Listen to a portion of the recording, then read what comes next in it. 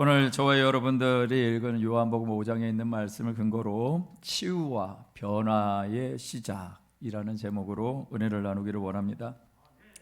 계속해서 예수님의 삶을 돌아보고 있는 걸 아시죠? 예수님이 공생애를 시작하시면서 제자들을 만나셨다가 그리고 유월절을 한 번 더 보내시고 예루살렘 부근에서 또 공생의 사역을 감당하십니다. 그리고 나서 갈릴리로 오셨다가 거기에서 제자들을 부르시지요. 그리고 그 제자들 중에 어부 출신 제자도 있지만 세리 출신, 당시에 정말 유대 사회에서는 인정할 수 없는 그런 존재의 삶을 살아가는 레위가 예수님의 제자가 됩니다.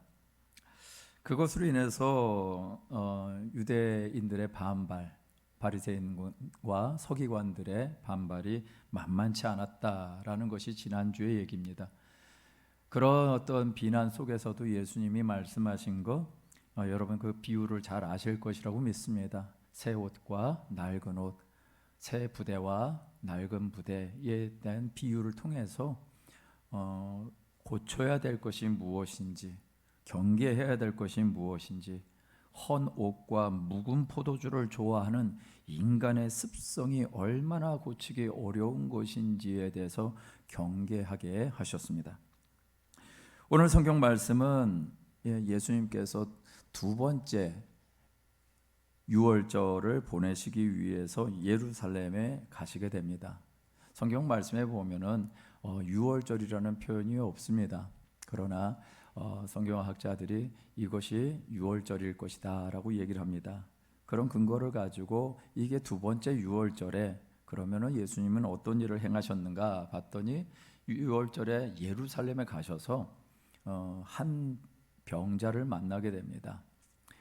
여러분들이 잘 아시는 38년 된 병자다라고 성경을 얘기하고 있고, 그 병자를 고치신 사건에 대한 기록과 그에 대한 또 유대인들의 반응이 무엇인지에 대한 내용이 요한복음 5장에 있는 말씀입니다. 자, 이 말씀 속에서 산과 영혼의 병을 고치시고 변화의 시작을 경험하는 우리 모두가 되시기를 주님의 이름으로 축원드립니다. 두 가지 말씀드리겠습니다. 첫 번째는요, 잘못된 원칙을 내려놓을 때 기적이 일어남을 믿으라라는 것입니다. 우리 한번 읽어볼까요? 시작. 잘못된 원칙을 내려놓을 때 기적이 일어남을 믿으라. 할렐루야. 여러분 이런 믿음 가지시기를 주님의 이름으로 축원드립니다. 자, 요한복음 5장 1절에 시작이 이렇습니다. 그 후에 라고 얘기를 하지요. 그래서 예수님께서 레위를 제자로 삼으시고 유대인들, 특히 바리새인과 서기관들과의 대화를 하시고 난 이후에 예수님이 예루살렘에 올라가십니다. 유대인의 명절로 인하여 올라가게 되어지는데, 가셔서 어디에 계신가 봤더니 성경 말씀에 베데스다 못이라는 곳에 가시게 됩니다. 그곳에서 어떤 모습이었을까라고 한번 영화 속에서 나온 장면들을 한번 묘사를 한 것 같습니다. 사진을 보신다면 이런 모습이지 않을까라고 생각을 해보게 됩니다. 그런데 요한복음 5장 2절에서 3절까지의 말씀에 보면은 예수님께서 예루살렘에 있는 양문 곁에 히브리 말로 베데스다라는 못이 있는데, 거기 행각 5이 있고 그 안에 많은 병자, 맹인, 다리 저는 사람, 혈기 마른 사람이 누워 물의 움직임을 기다렸다라고 얘기를 합니다. 자, 예루살렘의 양문 곁이라고 얘기를 하는데, 예루살렘의 어떤 지형도를 조금 이렇게 보신다면 예루살렘 성 중심으로 현재 있는 상태를 얘기를 하고, 한번 보여주시겠습니까? 저게 이제 오른쪽 아래 부분에 동그란 표시가 있는 것이 황금 돔사원의 위치입니다. 그렇다면 베데스다는 어디에 있는가? 베데스다 못은 바로 위쪽에 맨 위에 빨간 선이 그려져 있는 곳이 베데스다 못입니다. 그리고 그 위쪽에 헤롯문이라고 써져 있는데 그 부분에 양의 문이 있습니다. 그러니까 여러분들이 예수님이 예루살렘을 가셔서 다윗성에 어디에 계셨는가를 한번 이해를 돕고자 보여드렸습니다. 자, 그렇다면 베데스다 못의 모습, 전체적인 모습은 어땠을까라는 자료가 있어서 한번 보여드리겠습니다. 자, 저런 모습입니다. 저 모습 보니까는 우리가 생각하는 베데스다 못, 우리는 연못 이렇게 생각을 하잖아요. 그래서 마치 금붕어가 이쁘게 떠다닐 것 같고 뭔가 수상식물들이 둥둥 떠다닐 것 같은 것들을 상상하는데, 이 베데스다 못은 그런 곳이 아니라는 것입니다. 왜? 이 베데스다는요, 물 저장고예요. 물을 저장을 해놓고 사용을 했는데, 왜 물을 저장할 수밖에 없었는가? 예루살렘 성전에서 한 것이 무엇이었죠? 제사를 행해야 됐습니다. 그래서 수많은 동물, 짐승들을 잡는 과정에서 물이 많이 필요했겠죠. 그리고 그곳에 예수님 당시에 병원이 있었다고 합니다. 당연히 이 환자들을 치료하기 위해서 물이 많이 필요했던 것이죠. 깨끗한 물이 필요했던 것입니다. 자, 그래서 이제 좀 그 아까의 전경을 조금 더 가까이서 보신다면 사진이 이런 모양이 될 것 같습니다. 여러분 보시면 이제 밑에는 물 저장을 할 수 있는 공간이고요, 위에는 행각, 뭔가 방 같은 것들이 있었던 것이죠. 그래서 이런 곳에 위쪽에는 이제 노출된 부분이 있다면 아래쪽에는 또 방 같은 어떤 그런 구조들이 있었습니다. 자, 그 다음 사진이 바로 이제 그런 조금 뭔가 사람들이 있을 만한 그런 위치를 보여주고 있습니다. 자, 각색 병자들이 이곳에 있었습니다. 이들의 한결같은 바람이 무엇이었겠습니까? 두말하면 잔소리죠. 요한복음 5장 3절에서 4절까지의 말씀에 보면은 이들이 이 맹인이요 다리 저는 사람이고 혈기 마른 사람이 누워 있었는데 이 물의 움직임을 기다렸다라고 얘기합니다. 왜 물의 움직임을 기다렸나 봤더니 천사가 가끔 못에 내려온답니다. 그래서 그 천사가 내려오면 물이 움직이는데 그 움직일 때 제일 먼저 들어가는 자가 어떤 병에 걸렸든지 낫게 된다라는 기록이 성경에도 그대로 기록이 되어 있습니다. 당시 사람들은 이 베데스다 못에 들어가면 자기의 몸이 치료가 된다라는 기적의 장소로 믿었습니다. 이것이 많은 병자들의 믿음이자 원칙이었습니다. 여기에서는 두말할 것 없이 천사가 가끔 내려오는데 물이 움직이면 천사가 내려온 거야. 그러니까 그때 들어가면 누구든지 나을 거야 라는 하나의 어떤 방법, 원칙이 있었습니다. 그런데 이 38년 된 병자에게는 이것이 그림의 떡인 것입니다. 예수님이 그와 대화를 합니다. 예수님께서 누운 것을 보시고 병이 참 오래된 것을 아셨습니다. 요한복음 5장 6절에서 7절 말씀에 예수님이 이렇게 말씀하시는 거예요. 네가 낫고자 하느냐라고 했더니 이 병자가 얘기를 합니다. 주여, 물이 움직일 때 나를 못에 넣어주는 사람이 없어 내가 가는 동안에 다른 사람이 먼저 내려갑니다 라고 얘기를 하는 것이죠. 이 사람의 처지에 누군가 도와주지 아니하면, 그래서 도와주는 것이 1차적으로 필요했고, 그 다음에 두 번째는 물이 동할 때 들어가는 것이 필요했습니다. 그래야만 이 사람이 나을 수 있었습니다. 그러나 이 사람의 상황, 누구도 도와줄 만한 사람도 없었고 그 타이밍에 제일 먼저 들어가는 건 더더욱인다나 어려웠습니다. 여러분, 베데스다라는 뜻이 무엇인가 봤더니, 여러분 배자가 들어가면 배자가 들어가면 다 집이라는 거 아시죠?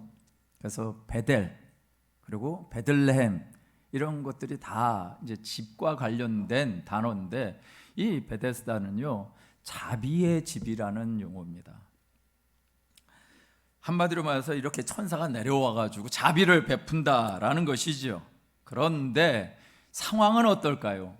자비를 베풀어야 되는 그 집이 자비의 집이 아니라 경쟁의 집이 되어져 버린 것입니다.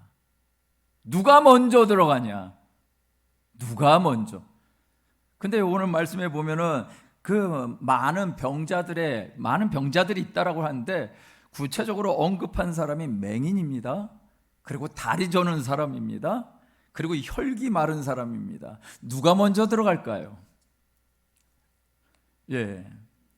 혈기 마르니까 다리 저는 사람은 당연히 빨리 못 갔겠죠. 맹인은요, 뭐 앞을 못 보고 있는데 어디로 갈 거예요? 그러면 혈기 마른 사람이 좀 괜찮지 않을까요? 근데 혈기 마른 사람이 뭔가 봤더니 여러분, 이 혈기 마른 사람이 피가 잘 안 통하는 사람이에요. 피가 잘 안 통해서 생겨나는 문제가 뭐죠? 어딘가 마비가 되는 거죠. 그러니까 혈기 마른 사람은 한마디로 말해서 사지가 마비가 된 사람이에요. 이들 안에서 경쟁을 한다면 혈기 마른 사람이 좀 가능성이 있었을 것 같은데 제일 어려운 사람이 혈기 마른 사람인 거예요. 오늘 여기 38년 된 병자는 어떤 사람이었을까요? 네, 38년 동안 누워 있었던 사람입니다. 어쩌면 혈기 마른 사람, 바로 이 사람이 아닐까요? 이 사람에겐 절대로 이 경쟁에서 이길 수가 없습니다. 자비의 집이어야 할 그곳에 경쟁만 남아서, 그리고 거기에서 치료를 받겠다라고 했던 한 인생을 향해서 예수님이 말씀하십니다. 요한복음 5장 8절에서 9절 말씀해 보니까 함께 읽어볼까요? 시작.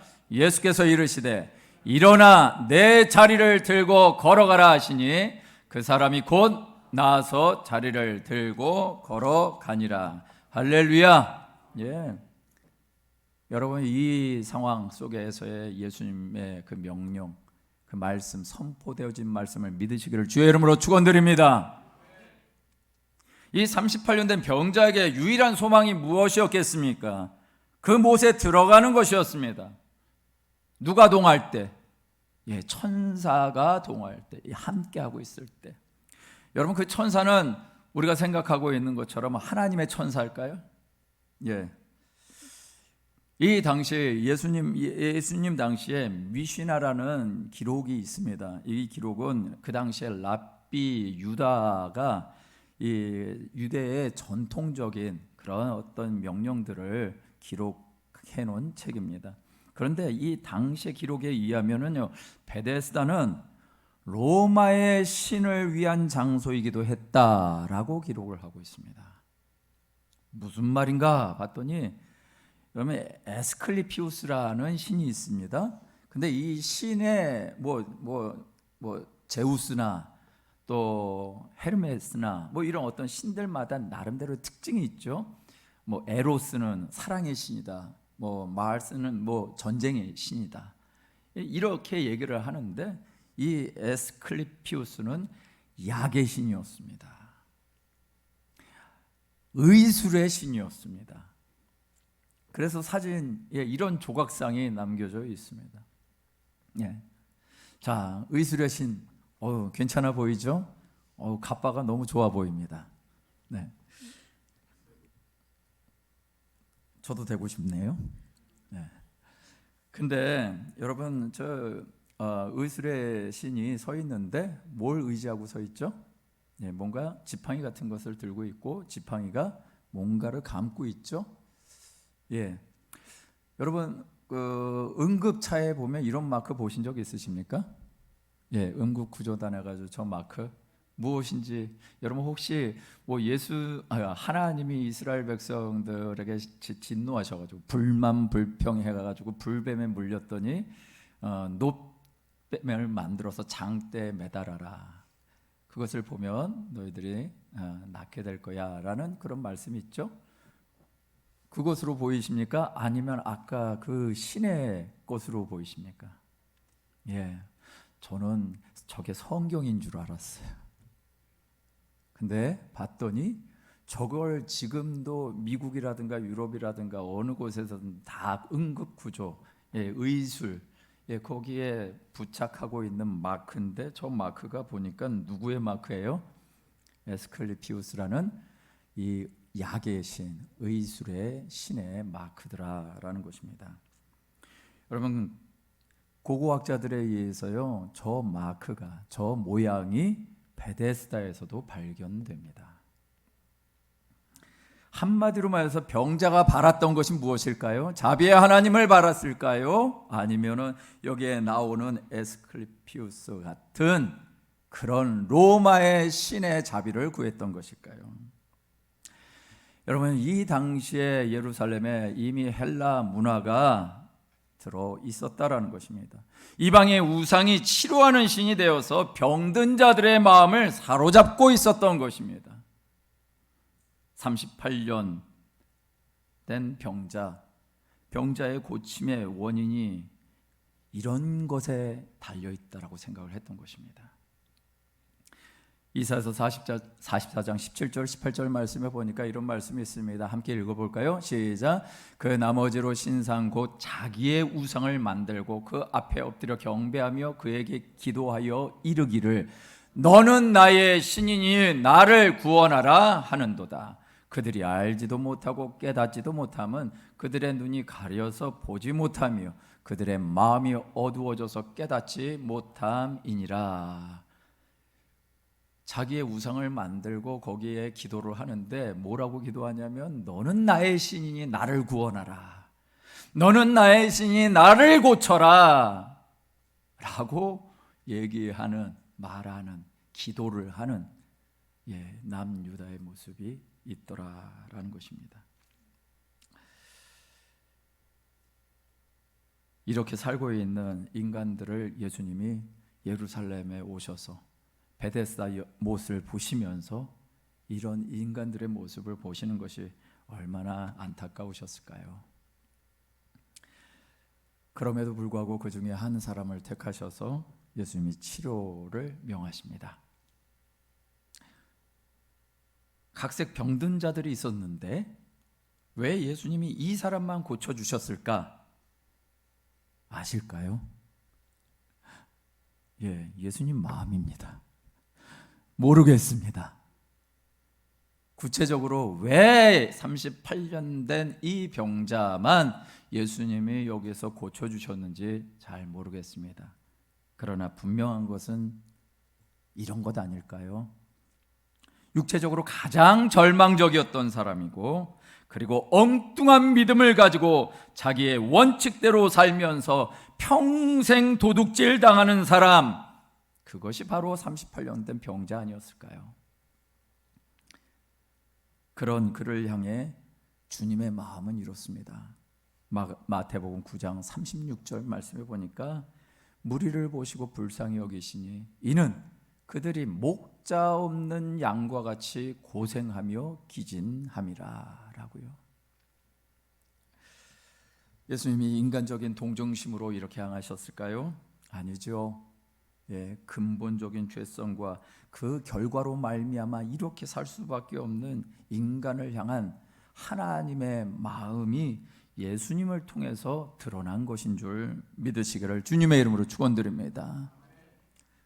38년 된 병자가 나을 수 있는 유일한 방법이 무엇일까요? 예수님을 만나는 것밖에 없습니다. 예수님을 만나는 것밖에 없습니다. 오늘을 살아가는 우리들은 어떨까요? 정말 우리는 예수님을 만나는 것밖에 없다라고 하면서 우리가 신앙생활을 하며 살고 있을까요? 놀랍게도 우리는 하나님의 성전에 있습니다. 예수님이 머리가 되신다라고 하는 교회에 있습니다. 그런데 살아계신 그분을 보지 못하고 내 방식과 내 원칙으로 살려고 하는 모습은 없는가요? 어떤 보석상에 강도가 들었습니다. 이 강도는 이상하게도 아무런 보석도 훔치지 않았습니다. 단지 이 강도가 한 일은 무엇이었냐면 보석 아래에 적어놓은 가격표만 바꿔치기 했습니다. 고가의 보석에는 헐값의 가격표를 붙이고 헐값의 보석의 가격표를 띄어다가 고가의 보석에다 가격을 붙였습니다. 다음 날 어떤 일이 벌어졌을까요? 안목이 없는 직원들이 가격대로 팔아버린 겁니다. 나중에 주인이 알았을 땐 어떤 일이 벌어졌을까요? 비싼 보석만 없어진 거죠. 강도가 참 똑똑하다 이 얘기하는 거 아닌 거 아시죠? 여러분, 사탄이 하고 있는 짓이 무엇일까요? 우리의 삶에 들어와서 가격표를 바꾸는 것입니다. 무엇이 귀하고 비싸고 중요한 것인지, 무엇이 중요하지 않고 무엇이 헛된 것인지 이것만 바꿔치기 해놓으면 우리는 우리의 가장 귀한 것들을 송두리째 뺏겨버리는 거죠. 소련의 공산당이 생겨나는 과정에서 크게 역할을 한 사람이 이론상으로는 마르크스라는 사람이지만 그거를 실행에 옮긴 사람이 레닌입니다. 그런데 레닌이 한 말이 무엇이냐면요, 이런 말이 있습니다. 거짓말을 계속하면 그게 진짜가 된다. 거짓말을 계속해도 그걸 진짜로 믿는 사람들의 군중심리를 이용해라. 우리 안에 중요하지 않은 것을 중요하다라고 집어넣어 버리면 어떤 일이 벌어질까요? 정말 중요한 것은 버리게 되는 거죠. 오늘 저와 여러분들이 살고 있는 이 세상에서 가장 중요한 것이 무엇일까요? 여러분, 예배가 가장 중요합니다. 할렐루야. 여러분, 예배가 중요합니다. 제가 말씀드리는 것은 목사기 때문에 하는 얘기가 아니라 제가 평신도가 된다 할지라도 여러분, 성도는 예배를 중요하게 여겨야 될 줄 믿습니다. 왜요? 예배 가운데 하나님을 만나야 되니까. 예배 가운데 예수님이 내 삶의 주인이라는 것을 진짜 고백해야 되니까. 성령님이 우리에게 능력이라는 것을 정말 경험해야 되니까.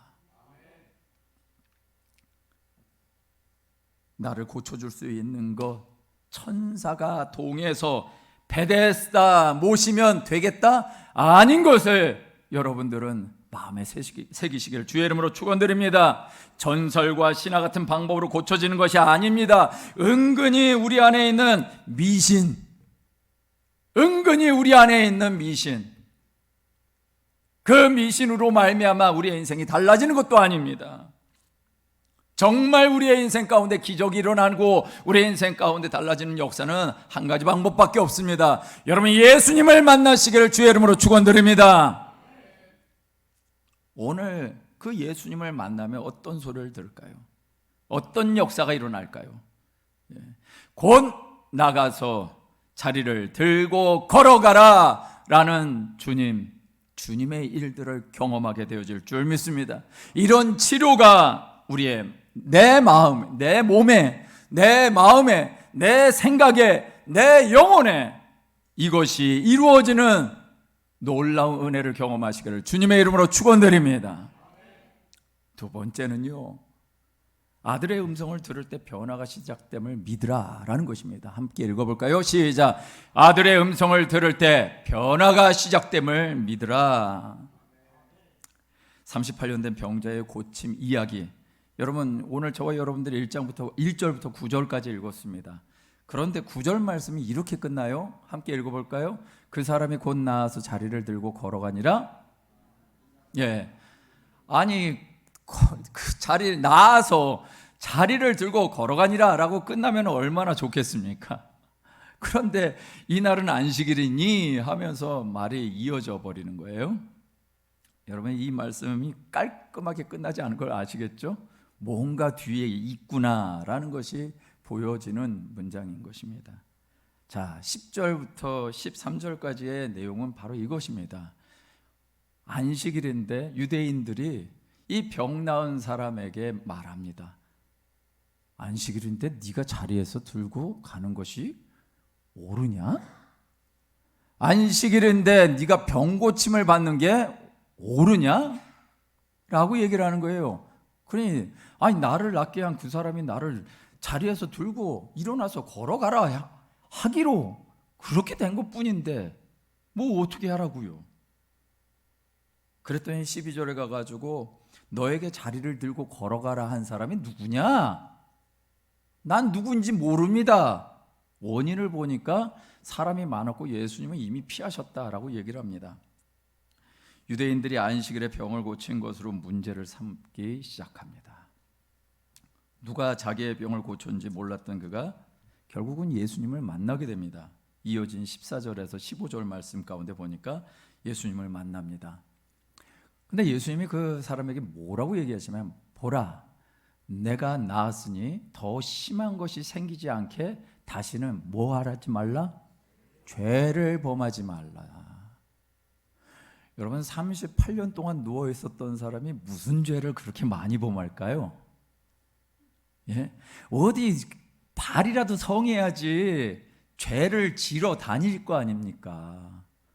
38년 동안 누워 있었던 사람을 향해서 다시는 죄를 범하지 말라라고 예수님 말씀하셔요? 그렇다면 무슨 얘기를 하시는 걸까요? 너의 죄 문제는 네가 움직이고 안 움직이고 거기에 따라서 되는 것이 아니라 너 원래부터 죄인이었어, 이 얘기하는 거잖아요. 여러분, 예수님이 우리에게 오신 이유가 무엇이죠? 우리를 구원해 내시려고 오신 것 아니에요. 우리를 구원해 내시려고 오신 거잖아요. 근데 우리를 구원해 내시려면 몸 한번 달랑 고쳐줘서 구원이 임할까요? 진짜 이 순간에 이 38년 된 병자에게 있어서 가장 중요한 것이 무엇일까요? 첫 번째, 일어나서 걸어가라 한 것이 중요할까요? 다시는 범죄하지 말라고 말씀하신 것이 중요할까요? 그렇죠? 예. 그 병은 또 생길 수 있어. 그러나 범죄하지 아니하는 인생, 네가 스스로 범죄하지 아니했다고 생각하고 있는 그 삶 자체가 이미 범죄한 거야. 그래서 내 음성을 들어야 돼, 나를 따라야 돼 라고 말씀하시는 것이 바로 이 사건의 본질이더라 라는 것입니다.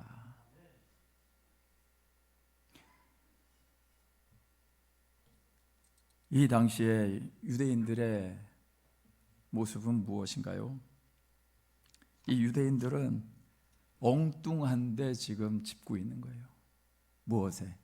안식일을 지켰냐 안 지켰냐. 여러분, 이 안식일을 안 지킨 것 때문에 예수님을 박해하기 시작합니다. 16절에 그렇게 나와요. 근데 안식일에 사람을 고친 일이 박해의 이유가 될까요? 예, 박해의 이유가 안 될 것 같은데, 우리는 그럴 것 같은데 이 사람들에겐 박해의 이유가 됩니다. 이랬다 이거예요. 고쳤다가 아니라 이랬다 이거예요. 더욱이 예수님의 말씀은요, 유대인들을 분노하게 합니다. 17절부터 18절까지의 말씀을 보니까 예수님이 자기를 뭐라고 소개하시냐? 내 아버지께서 이제까지 일하시니 나도 일한다 라고 얘기를 하셔버린 겁니다. 무슨 얘기예요?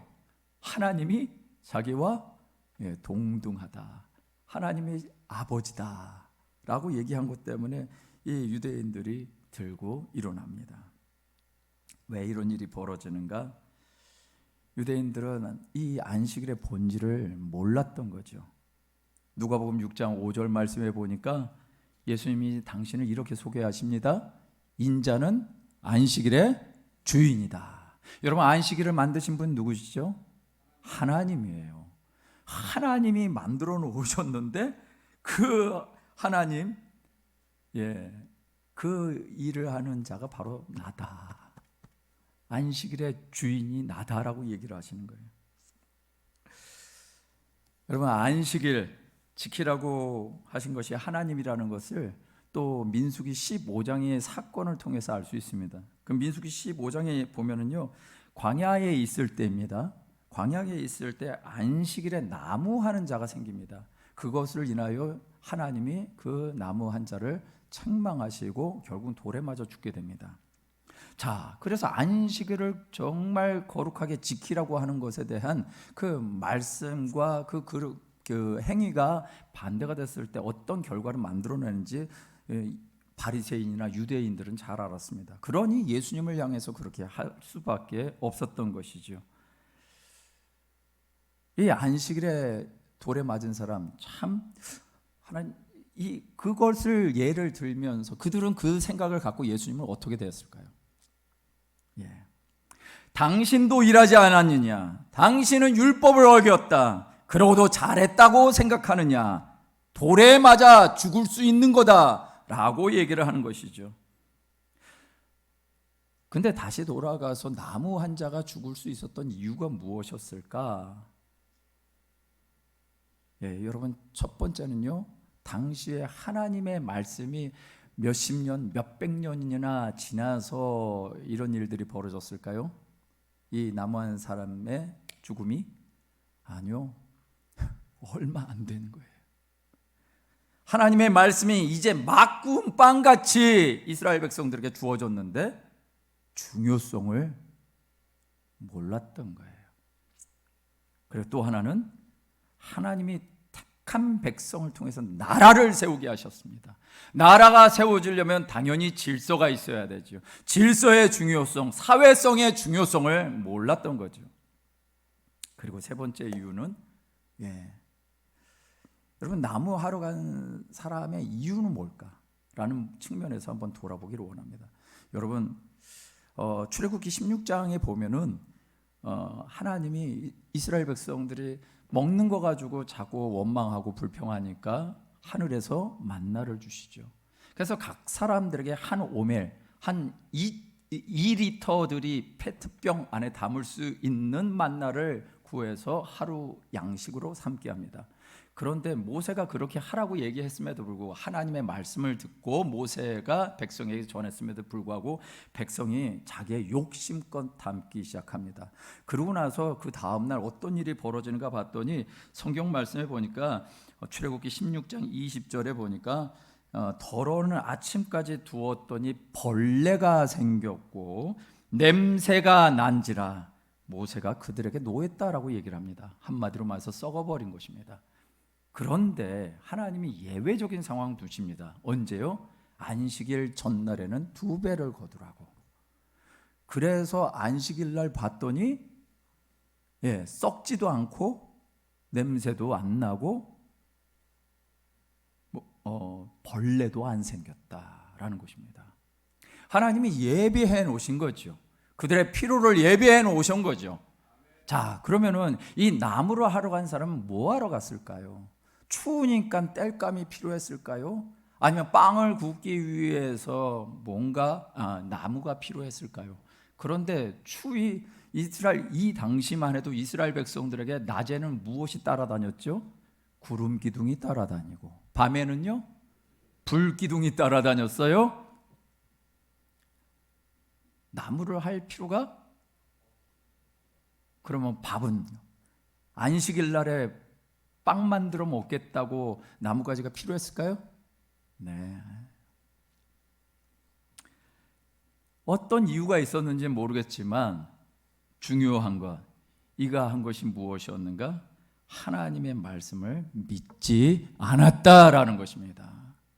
하나님의 말씀을 믿지 않고 이스라엘 백성들 가운데 하나님의 말씀보다도 내 생각을 가지고 내 판단을 가지고 살아간 겁니다. 나무한 사람의 마음에는요, 하나님의 선하심과 하나님의 그 계획하심, 출애굽한 인생들을 향한 하나님의 계획하심을 전혀 믿지 않았던 거예요. 머릿속에, 마음속에 있지도 않았던 거예요. 그래서 안식일에 율법의 준엄함을 보이실 수밖에 없었던 것이지요. 자, 율법이 그러면 나쁜 것일까요? 심판하니까 나쁜 것인가요? 아닙니다. 율법은 좋은 것입니다. 율법의 목적은 정죄하는 것이 아니라 죄를 범하지 않도록 경계를 세우는 것입니다. 왜요?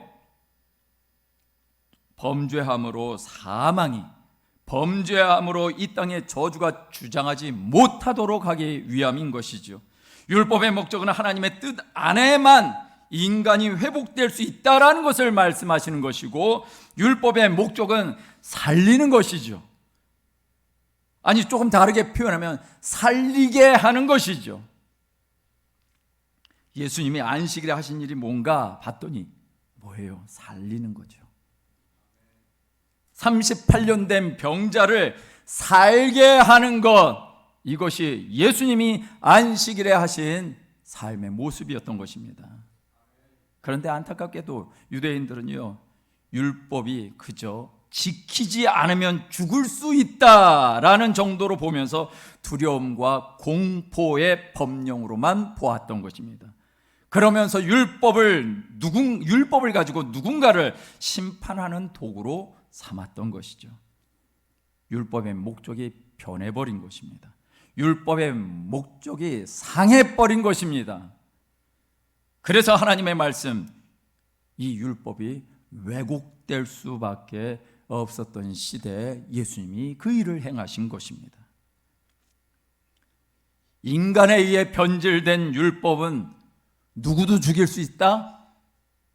메시아도 죽일 수 있다. 약속하신 메시아도 죽일 수 있다. 메시아는 곧 누구를 말하는 것일까요? 하나님도 죽일 수 있는 것이 율법이 변질된 사람의 모습이다 라고 말하고 있는 것입니다. 율법의 진짜 본질은 다름 아닌 예수님 자체셨습니다. 할렐루야. 그래서 예수님이 이 요한복음 5장 후반절에 가면 24절부터 25절에 이렇게 말씀하십니다. 내가 진실로 진실로 너희에게 이르노니 내 말을 듣고 또 나 보내신 이를 믿는 자는 영생을 얻었고 심판에 이르지 아니하나니 사망에서 생명으로 옮겨졌느니라. 진실로 진실로 너희에게 이르노니 죽은 자들이 하나님의 아들의 음성을 들을 때가 오나니 곧 이때라. 듣는 자는 살아나리라. 할렐루야. 네. 여러분이 오늘 말씀에 보면 예수님이 보시는 인류의 상태가 어떤지 25절에 얘기를 하고 있습니다. 인류는요, 인간은 하나님의 아들의 음성을 들을 때가 온다, 들어야만 한다라는 것입니다. 그런데 그 들어야만 하는 때가 언제다? 이때다 라고 말씀하시고, 그렇게 이때 그것을 경험하는 자는 어떻게 된다고요? 듣는 자는 살아날 거다 라고 말씀하시는 것입니다. 여러분, 이 듣는 자는 어떤 자일까요? 오늘 말씀을 다시 한번 25절 말씀을 잘 보시면 듣는 자는 어떤 자들일까요?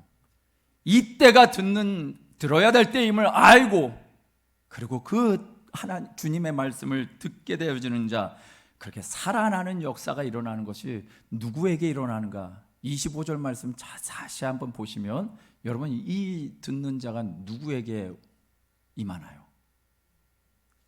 말씀을 잘 보십시오. 누군 자에게 임하죠? 죽은 자들이. 여러분, 예수님이 당시에 지금 각색 병든 자들이 눈앞에 있습니다. 근데 다 살아있어요. 근데 살아있는데 예수님 보실 때는 지금 어떤 상태라는 거예요? 그렇죠. 죽어 있는 거예요. 다 죽어 있는 거예요. 왜? 지금 누구를 쫓아가고 있는 거예요? 클피우스? 약의 신? 우상을 향해서 쫓아가고 있는 그 인생이 다 예수님 볼 때 죽어 있는 거죠. 그렇게 우상을 쫓아갈 수밖에 없는 이 인간의 죄성과 자기중심적인 신앙이 그렇게 우상을 쫓아가게 만들더라라는 것입니다. 그런데 그런 사람을 향해서 예수님 보시는 관점이 뭐다? 죽었다라고 얘기를 합니다. 근데 그 죽었다라는 것을 아는 사람만 어떤 일이 벌어진다? 주님의 음성을 들을 때가 와. 그게 바로 이때야. 근데 듣는 자는 어떻게 된다? 살아나리라. 여러분, 오늘 저와 여러분들이 정말 오늘 한 번 예배 드린다고 했을 때, 내 인생이 오늘 이후에 없다라고 했었을 때 오늘 어떤 말씀을 들으셔야 되겠습니까? 여러분들을 조금 성공할 만한, 여러분들의 기분을 좋게 할 만한 그런 얘기, 여러분들의 삶의 어떤 회복을 또 치료를, 그런 얘기를 듣기를 원하십니까? 아니면 영원한 회복, 영원한 생명을 주시는 예수 그리스도의 음성을 듣기를 원하십니까? 하나님 아들의 음성을 듣기를 원하십니까? 오늘 그 아들의 음성을 듣는 우리 모두가 되시기를 주님의 이름으로 축원드립니다. 지난주에 통화를 하게 되었습니다. 그 한 통화의 전화를 이제 같이 연결이 돼가지고 통화를 하게 됐는데, 그 통화하기 전에 이제 그런 생각을 하고 있었어요. 우리 성도님들 일주일에 한 번밖에 안 나오시니까, 아니 그것도 안 나와도 되니까 굉장히 좋으실까? 예. 여러분들 한번 질문 드려볼까요? 일주일에 한 번밖에 안 나오시니까 좋으신가요? 네. 할렐루야. 예. 그런 권사님을 만난 거예요. 그냥 전화 통화를 한 거예요. 근데 이제 전화 통화를 하면 이제 말이 나와야 되는데 통화가 연결이 되는데 말소리가 안 나와요. 그래서 조금 있으니까 말씀을 하시는데 이렇게 얘기하셨어요. 목사님, 교회에서 예배하는 것이 이렇게 좋은 것인 줄 몰랐어요. 라고 하면서 우시는 거예요.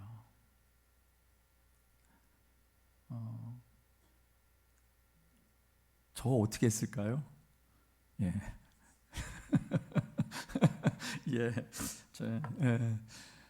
갱년기 있는 제가 같이 울 뻔했습니다. 억지로 참고 함께 같이 기도해 드렸는데, 기도하고 나니까 목소리가 밝아지셨어요. 자, 여러분, 예배는요, 하나님의 음성을 들으셔야만 합니다. 하나님의 음성을 듣지 않으면 우리는 여전히 내 방식으로 삽니다. 그리고 내 뜻대로 하면서 하나님하고 상관없는 일들을 합니다. 성경 말씀이 내게 주시는 생명의 말씀이 되시기를 주님의 이름으로 축원드립니다. 오늘 우리가 해야 될 일이 무엇일까요? 정말 아들의 음성을 들을 때가 온다, 이때라고 말씀하시는 주님의 음성. 여러분, 예수님께서 마가복음 13장 31절에 이렇게 말씀하셨습니다. 천지는 없어지겠으나 내 말은 없어지지 아니할 거야. 천지는 없어질 거야. 그러나 내가 너희에게 한 말은 없어지지 아니할 거야. 하나님의 말씀이고 주님의 말씀입니다. 그 말씀을 듣기 시작할 때 우리의 인생이 진짜 변화가 시작이 되는 것입니다. 그 말씀을 듣고 우리의 인생에 진짜 변화를 만들어내시는, 그래서 우리 주님과 더불어 사시는 저와 여러분 되시기를 주님의 이름으로 축원드립니다. 여러분, 한 말씀만 읽고 같이 또 찬양하고 기도하기를 원합니다. 요한복음 3장 36절 말씀입니다. 함께 읽겠습니다. 시작. 아들을 믿는 자에게는 영생이 있고 아들에게 순종하지 아니하는 자는 영생을 보지 못하고 도리어 하나님의 진노가 그 위에 머물러 있느니라. 할렐루야. 우리는 위의 것, 앞의 것이 되시길 주의 이름으로 축원드립니다. 아들을 믿는 자에게는 영생이 있다라고 말씀하신 것처럼 오늘 그런 삶이 우리를 통해서 있게 하여 주셔서 우리의 삶에 진짜 회복해야 될 것을 회복하시고 우리의 삶에 정말 변화를 만들어내시는 우리 순복음 가족 여러분 되시기를 주님의 이름으로 축원드립니다.